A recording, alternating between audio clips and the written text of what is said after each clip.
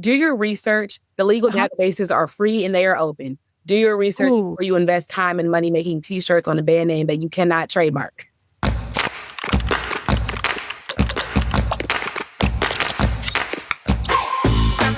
Welcome to Fearless Podcasting Academy. I'm your host, Dr. Stephanie Dean. I've always lived in two worlds, one filled with the magic of storytelling and language, and the other wired with technology and innovation.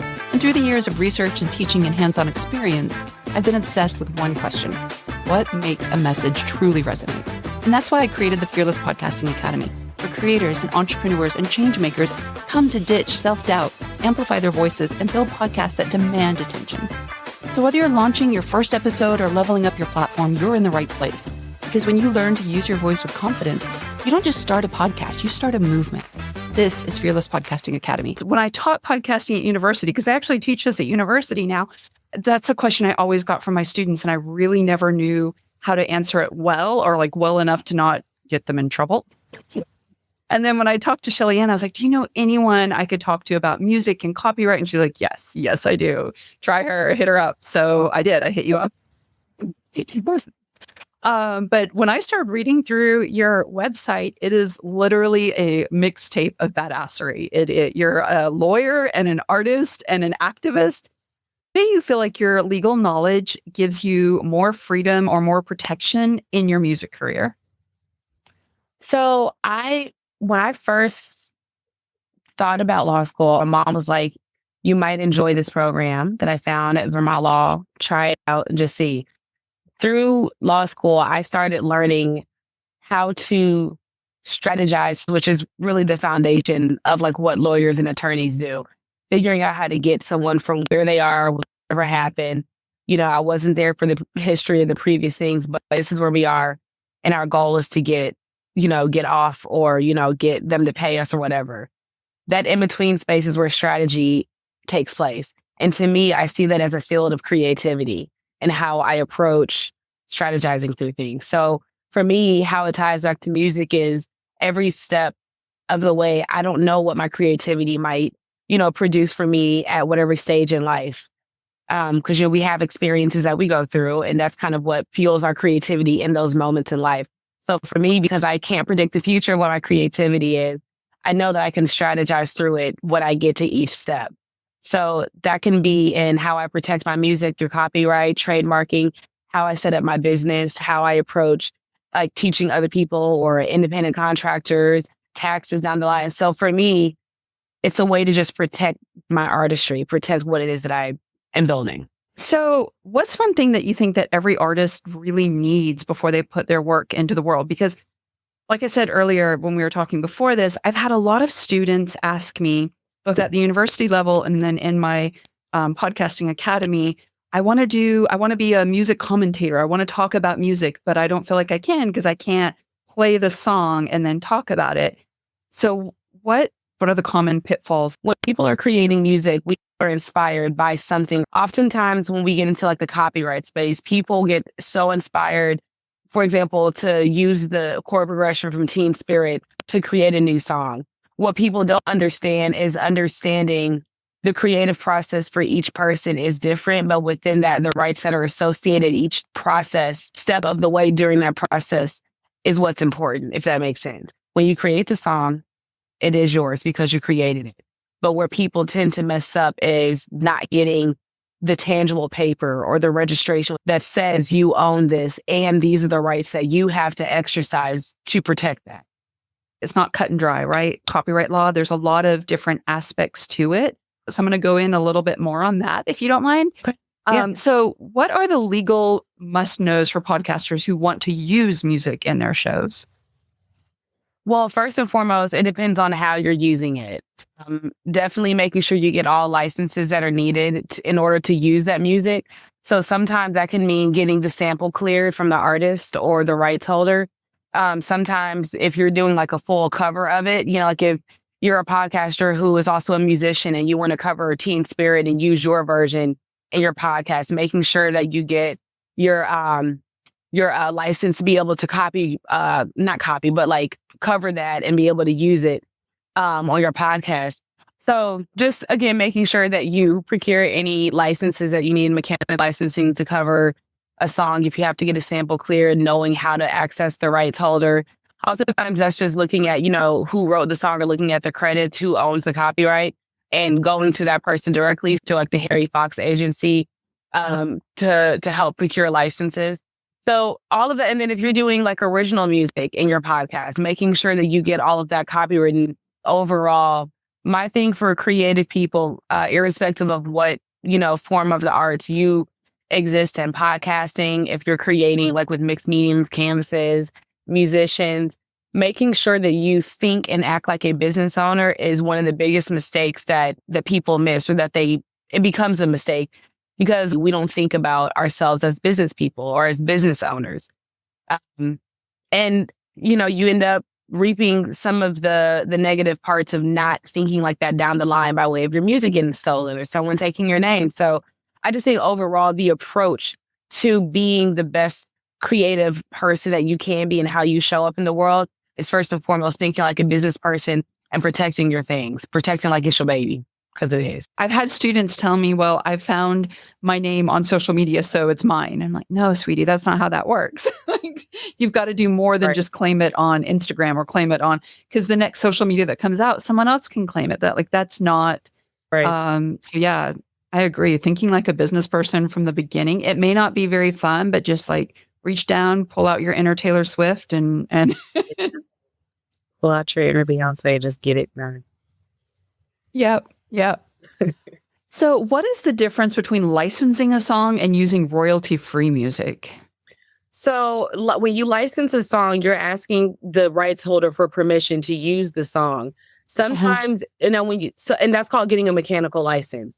Where it gets a little tricky is some people want to cover a song just for the purposes of putting it on YouTube. It wouldn't be a bad idea to get a mechanical license for that, but where it's really important and like actually needed is if you plan on releasing your cover or your version of someone's song on a streaming platform that you're making money off of. Because at that point, you're making money off of someone else's song that you're covering, i.e. a form of infringement. So that's why it's important to get a mechanical license when you're covering someone else's song. Now, there have been times where, like when we first did the Teen Spirit cover, it was just going to be a video on social media. There was, never any intent to like make it go to the studio and record it and everything. So when we first did that, just, giving credit where it's due, but when people put the copyright with the person's name in the year, a lot of times giving that credit where it's due will save you from getting hit with YouTube, blocking the song or, you not being able to, where it becomes an issue though, is when it's time to release it on a streaming platform. Royalty-free music is music that can be used because there's no money being made off of it. So it's just whoever is the rights holder is just like allowing any and everyone to use the, that music. Lo-fi music on YouTube is a great example because no one is making any money off of, streaming those songs. But, it's also the people who are making the lo-fi are also not claiming rights of that music, if that makes sense. Yeah, that totally makes sense. So if you've got a budding YouTuber and they are an amazing artist, but they've covered a few things first, they blow up, they get monetized, do they need to go back and get mechanical license for those covers that they did? Or do they need to redo their covers? So I think it depends because YouTube, I've had times where YouTube will like secure the right to being able to use that for the person whose account it is, depending on, I guess, the monetization rules. And I'll be honest, I don't know the rules of engagement with monetizing and everything and like, up to like how many streams you have to have in order for something to be monetized. And so I don't know all the details of that, but I do know that if you're getting to a point of making money off of someone's music, you do need to make sure that you get a mechanical license. Again, you can do that through YouTube. There are people who release covers and are able to secure that license through the streaming platform that they're releasing it on. But then there are people who just go straight to the rights holder, Harry Fox agency. So there are a lot of different ways to get that license. But if you're going to be making money, for sure, get a mechanical. Okay. So not to throw a wrench in it, but I love throwing wrenches in things. So say you're doing commentary on it. Say I'm a huge fan of Tulips and I want to do commentary on your music and then have basically a fan podcast, right? Mm-hmm. So, and you play in a little bit of the music and say, oh, this is coming. I'm so excited. I can't wait to listen to it. Or even like break down like the riffs on this one are a little bit different from that one. Where is this fair use? Because I know fair use commentary, like on books or films or video, you're allowed to use it in some instances. Yeah. So it all boils back down to the intent behind you using that person's work. So if Mhm. I know that I'm just like doing commentary for the sake of a YouTube video, there's not a need to get a mechanical license for that because I'm not going out here, selling this song on my YouTube channel, someone else's music on my YouTube channel to make money. That is Yeah. where you would 100% be infringing on someone else's right. But it goes back to if you're going to be using that person's work, that person's art, to make a profit off of it, you need a mechanical license. If you're just using it Okay. like for social media, you're just throwing something up, you're reviewing a video on YouTube, that's a different situation because again, you're not using that person's song to Mhm. create or stream or, to make money off of. Yeah. That totally makes sense. Yeah. And I think that is the question I was getting the most from my students is like, when can I do commentary more than anything else? Because they want to do like not a radio show. They're not playing because then that's a whole different kind of license that they need if they're like playing it like a radio show. But they wanted to do like commentary, and it was a lot of people that were like super fans of a band and they want to talk about that band. And when they talk about it, or if they talk about like, hey, here's the story behind this, and they play like a few seconds of the music and then as like the intro, and then they give the story behind it, and then they, talk about the band. So, are there any platforms or resources that you recommend for legally sourcing music for podcasts or YouTube? So two things specifically about YouTube. When you're using someone like when people create their videos and they upload, like a few seconds of that song being played so that they can do the commentary, more often than not, like all the time, YouTube will catch that and will do a quick, check to make sure, that you're clearing the fair use in terms of the amount of time that you have the song playing. Your YouTube will make sure that that's clear to make sure you're in the fair use territory. If you start Yeah. getting past that, YouTube will let you know, hey, you got to get rights or get the permission from the right. So I do like that YouTube has that incorporated because a lot of people, when YouTube first came out, we're all like, what are we supposed to be doing? So that was the first Yes. thing. But second thing, in terms of resources, I believe in going straight to the source. The copyright website has a lot of really good, well explained videos, short articles where it explains things. There are also a lot of resources that they give to different firms and other lawyers and attorneys out there who could answer more specific questions. LegalZoom is also a really good Oh, resource that you can use because, uh-huh. again, they have a lot of great resources where they explain what is copyright, what is the purpose of having us do it, what is the Yeah. difference in you doing it on your own. So there are a lot of resources out there, and I know it's a lot, to kind of process. You get bogged down in it, but I believe in going straight to the source, starting with the copyright Yeah. office, clicking on that about or that info tab, and just dive Yes. right in. Yes.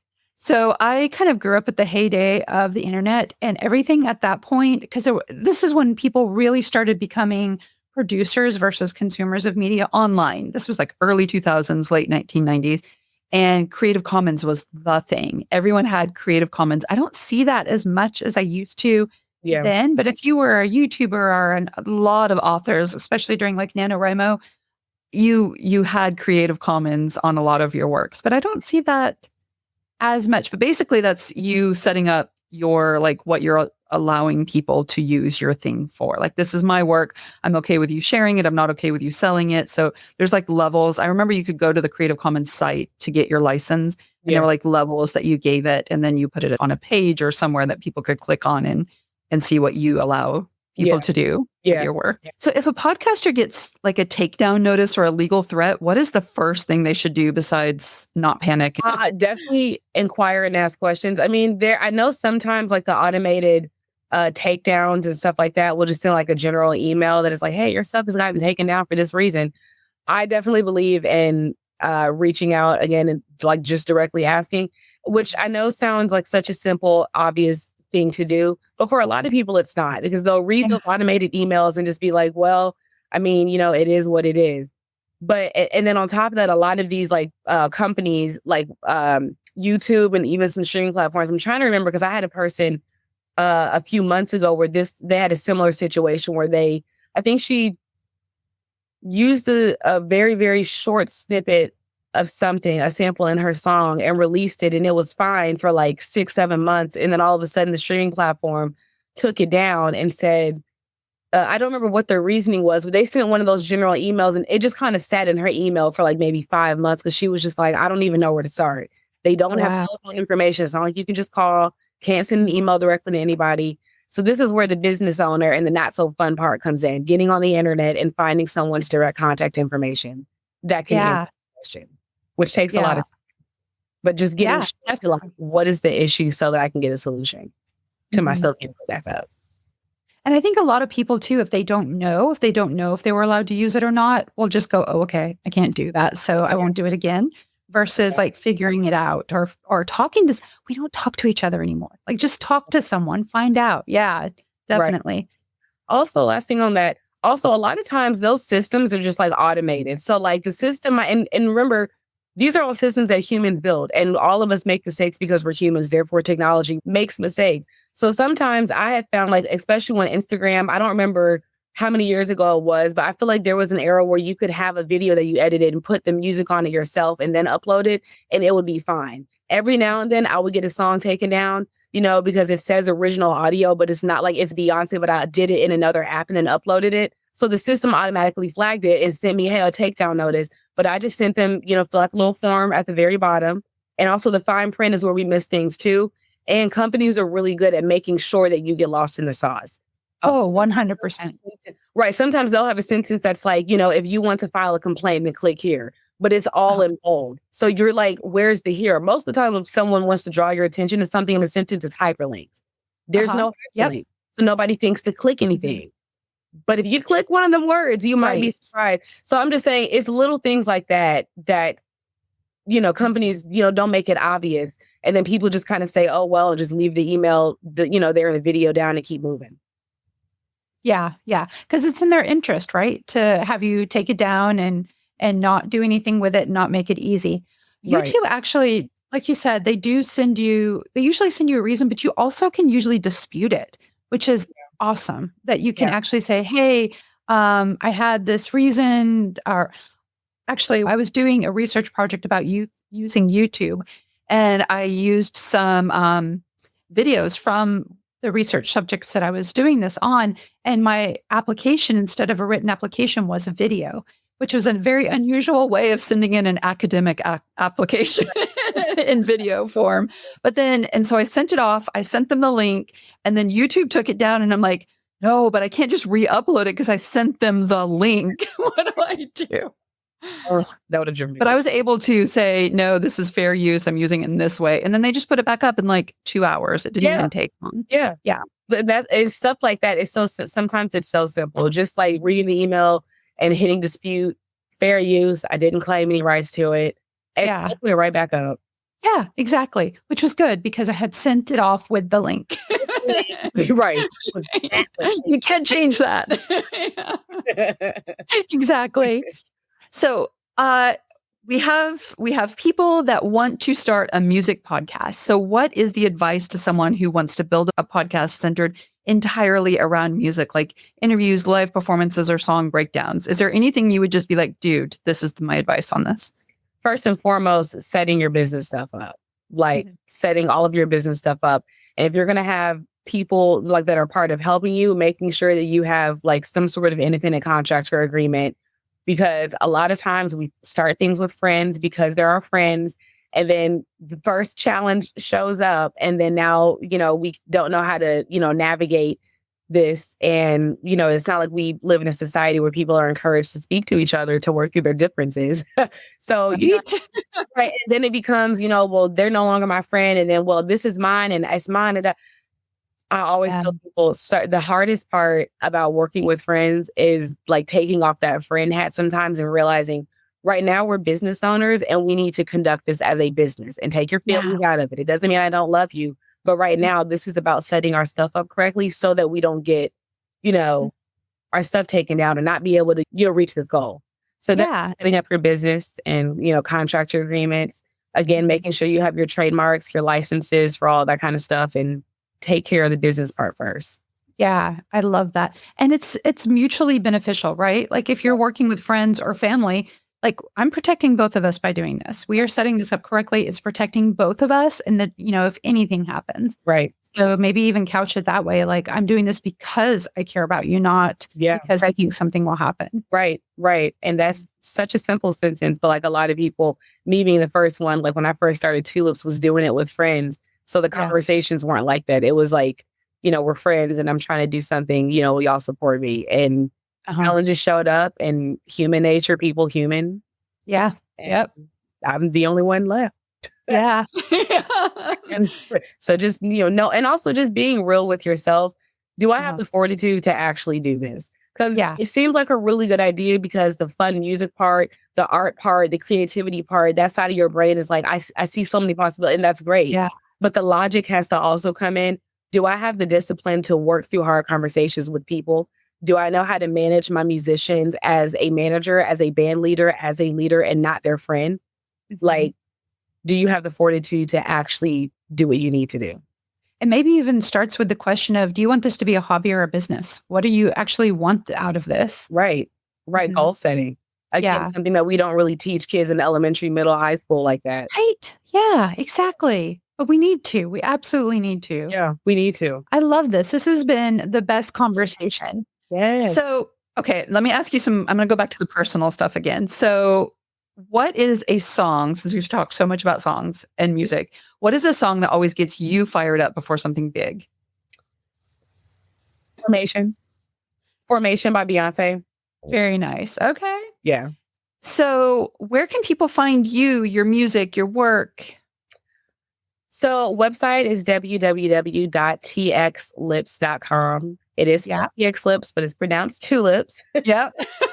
And that was part of that, that period of time of figuring out, how do I want to brand myself? How do I want to, like, what trade? And then also really quick sidebar going back to, do your research. The legal databases are free and they are open. Do your research before you invest time and money making t-shirts on a band name that you cannot trademark. That's what go straight to the source, because the trademark office and the copyright website, you can call, and also call them. They have phone numbers. Now, it might be stressful, getting through customer service, but I call up there all the time and ask dumb questions. To them, it's probably a dumb question, but I'm not going to go down my rabbit hole. I'm just saying, call, look at the databases before you invest time and money into something that is your craft. I feel like, I know it's cliche to say there are no such thing as stupid questions, but if you are genuinely information searching, there's no such thing. And if you're just being a troll, there's stupid questions. But if you are genuinely wanting information, there is not a stupid question. No such thing. Intent. It goes back to intent, right? Exactly. And you'd be surprised the amount of, and this is another thing I think, like, as a lawyer and just like the way that I see things, I ask people the same questions over and over again, even though I already know the answer. Sometimes I don't know the context of other answers that are applicable to the current law that we're dealing with in terms of copyright. That's the reason why I'm like, obviously, there's a step to copyright. I can tell people that all day. But sometimes people need to go and find knowledge on their own, which is the way that I like to exist in the legal realm. I can file your copyright application for you, but I would prefer to show you how to do it, show you how to ask questions, show you how to research, so that you know that journey for yourself, because then you're apt to protect it a lot more. Yes, because you have personal investment in it. Because you put some skin in the game. Yes. Exactly. Yep. Absolutely. Yeah. So I was about to ask you, any final advice for our fearless podcasters who want to use music to amplify their message? And I feel like you just gave us all of that. Yeah, all of that. Really good advice there. I'm not even going to in post, I'm not even going to change the order of that. I'm just going to be like, she said it and she just anticipated the question. Yes, 100%. Yeah. Thank you so much. I appreciate it. I'm going to edit out all of our tech. I don't know. Sometimes I leave it in there because it's fun and it makes you more human. Yeah, I take the same approach. And there are people who are like, oh, well, I can hear that you messed up on this part of the recording. And I'm like, I caught that as well. But we also, I like when you can hear the moment that someone is about to make a mistake and the other musicians musically come to support so that it doesn't become, you can hear those things in music, whether you're a musician or not. Yeah. Those are the things that make people say, I want to hear that record again, because I really like at the very end of The Teacher by the Foo Fighters, there's a moment where there's it's just guitar in your face. And I love that. And that's a signature Foo Fighters thing. But when you hear the way that Pat is like scratching off, at the very end and letting it just kind of ring, and you hear Dave Grohl's take, I don't know. I love those. Okay, I'm going to have to go and listen now because I actually like the Foo Fighters. I'm going to go listen and see. Foo Fighters this whole time. I am the biggest fan. Oh, okay. So I have been listening. I listen to them. I run slowly, badly, but I run. I listen to that, and I listen to the what the hell are they called? I'm so bad with names. Gimme Gimmes. It's like punk. It's they do a lot of punk covers of like old Paula Abdul and old like Cool. 60s music. Yes. And see, like, that's just a real quick example of like, being inspired, like someone doing a cover of Paula Abdul's song. It's two Right. different songs. And I like, as a listener, I want to be able to stream both. Get your mechanical license and you can have a ball. You can do it however many iterations you want. That is so true because it's a different piece of art, right? You are reimagining it to something else. Yeah. Yeah. And that's part of what, when you file your copyright, that's part of what's built into the rights that you get as a creative person. You get the right to let people experiment, with your song and however they want to, as long as they're giving credit where it's due and you're paying me, based on whatever royalty streams, et cetera, and that's why I love people they use their creative avenues as a way to get away from the world. And so I like to meet people while they're in that space to bring them back to the real world, the real job, the 9 to 5, and then show them how to bridge the gap. Like, the libraries haven't closed and the internet is still free. Yes, There's no reason for you to not learn something, but you have to want to. It's possible, but it's going to require some fortitude. Ask yourself, do you have that? It requires discipline. Are you able to get up every day and do things that you don't want to do? Yeah, I love that. I love that. Yeah, Cool talking to you. So great. I had the best time too. Thank you so much. Absolutely, likewise.